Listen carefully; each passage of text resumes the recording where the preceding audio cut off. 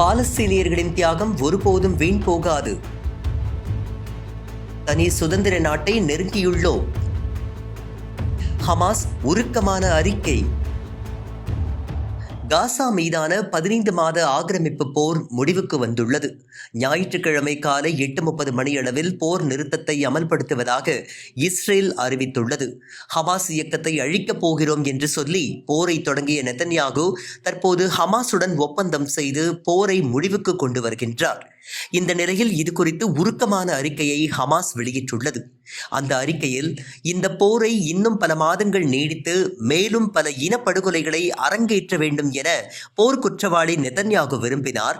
ஆனால் பாலஸ்தீனியர்களின் வலிமை காரணமாக இந்த போரை நிறுத்தும் நிலைக்கு அவர் தள்ளப்பட்டுள்ளார். ஆக்கிரமிப்பு போர் முடிவுக்கு வந்துள்ளது. பாலஸ்தீனியர்களுக்கான விடுதலை என்பது நெருங்கி வந்துள்ளது. பாலஸ்தீனியர்கள் இனி அவர்களது சொந்த நிலங்களில் வாழப் போகின்றார்கள்.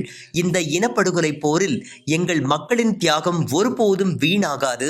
இந்த கொடுமைகளை நாங்கள் ஒருபோதும் மறக்க மாட்டோம் என அந்த அறிக்கையில் தெரிவிக்கப்பட்டுள்ளது. இதனிடையே போர் நிறுத்தம் அறிவிக்கப்பட்ட உடனேயே தனது தாக்குதல்களை தீவிரப்படுத்திய பயங்கரவாத இஸ்ரேல் ராணுவம் 3 நாட்களில் 122 பேரை கொன்று குவித்துள்ளது.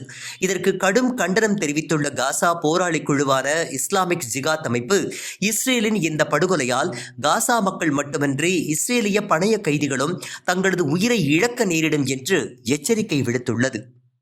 இந்த வீடியோவை உங்களுக்கு வழங்கியது www.aliaonlinestore.com. இந்த இணையதளத்தில் நீங்கள் ட்ரை ஃப்ரூட்ஸ், நட்ஸ், அதே மாதிரி குழந்தைகளுக்கு தேவையான டாய்ஸ் உள்ளிட்ட பல பொருட்களை நீங்கள் வாங்கிக்கலாம். ஒரு தடவை இந்த இணையதளத்தை விசிட் பண்ணி பாருங்கள்.